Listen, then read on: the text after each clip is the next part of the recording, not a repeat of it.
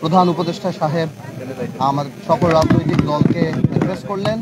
সেখানে কমিশনের সবাই ছিলেন। এখনো চলছে, আমার একটা মিটিং আছে, এই জন্য আমি বের হয়ে গিয়েছি।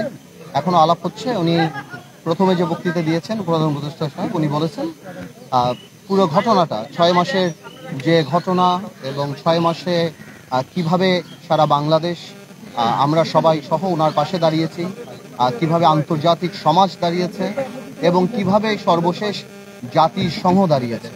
ফ্যাসিস্ট গভর্নমেন্ট এই 6 মাস তাদের যে পায়তারা ছিল, বিভিন্ন মিথ্যের ফুলঝুরি ছিল, সারা পৃথিবীকে বোঝানো যে আমাদের অবস্থান কি, সেটা যে জাতিসংঘের এই রিপোর্ট আসার পরে অনেকাংশেই ধূলিসাৎ হয়ে গিয়েছে।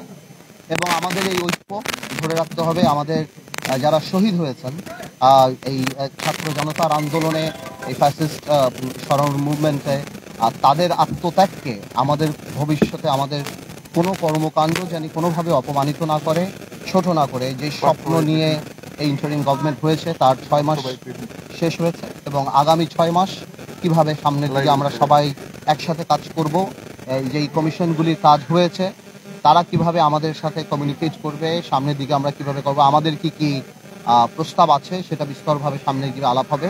সেই ব্যাপারেই প্রধান উপদেষ্টা আমাদের সবার সাথে কথা বলেছেন এবং আমরা সবাই আমাদের জায়গা থেকে ধন্যবাদ জানাচ্ছি। এবং ছোট ছোট কিছু অ্যাডভাইস যেটা থাকছে যে নির্বাচন কবে হবে আমরা তাড়াতাড়ি চাই। কোনো দল বলছেন, আমরা বলেছি যেমন আমরা স্থানীয় নির্বাচন আগে চাই না, কারণ স্থানীয় নির্বাচন দিলে 4,500 ইউনিয়ন পরিষদে সেখানে একটা মারামারি হওয়ার সম্ভাবনা আছে।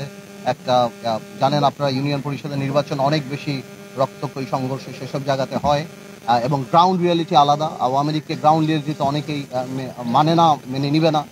তো এই সন্ত্রাস যাতে কোনোভাবেও না হয় এবং স্থিতিশীল জানি থাকে এবং কোনো ধরনের কোনো সংস্কারই জানি জাতীয় নির্বাচনকে বিলম্বিত না করে। আমাদের তরফ থেকে বলেছি, অনেকে বলেছে, অনেক রাজনৈতিক দল আবার চেয়েছে যে স্থানীয় নির্বাচনটা আগে হলে ভালো হবে। এভাবেই করে আলাপ চলছে। ঠিক আছে, আজকে যে আলোচনা হলো এটাতে আসলে মূলত কি হলো, মানে শুধুমাত্র কি আজকে ইন্ট্রোডাকশন হলো এরকম বিষয়টা? না, এরকম কিছু না। মানে 6 মাস পরে সব রাজনৈতিক দলের সাথে বসলো, 6 মাসে আমাদের অর্জনটা কি, আমরা কতদূর গেলাম এবং 6টা কমিশন যে কাজ করেছে আমরা কতদূর অর্জন করেছি এবং আমরা পাশে ছিলাম, আমরা সামনেও পাশে থাকবো। এবং এই যে আবার রিইউনাইট করাটা, এই যে মানে এত বড় একটা আত্মত্যাগ 6 মাস আগে পুরী ছাত্র জনতার যে আত্মত্যাগ, সেটা জানি কোনোভাবেও নষ্ট না হয়। আমাদের এই অর্জনটা কোনো একটা সাধারণ অর্জন না।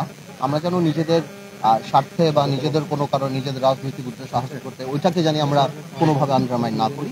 তারপর কমিশনের নর্মাল আলাপ হচ্ছে এবং আমাদেরকে জানানো হবে, আগামীতে সিরিজ মিটিং হবে প্রত্যেকটা রাজনৈতিক দলের সাথে এবং সেখান থেকে ইনশাল্লাহ ভালো পজিটিভ কিছু বেরিয়ে আসবে। বর্তমান সরকারের 6 মাস আপনারা কি সন্তুষ্ট?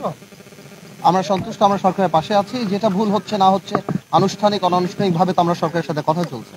তা আমি মনে করি না বাংলাদেশে কখনো এরকম একটা সরকার আসছে যেখানে সকল রাজনৈতিক দল সবাই মিলে এই সরকারের পাশে দাঁড়িয়েছে, আন্তর্জাতিক মহল দাঁড়িয়েছে, জাতিসংঘ দাঁড়িয়েছে, সবাই। তা আমি মনে করি এটা জনগণের সরকার। ধন্যবাদ। হ্যাঁ।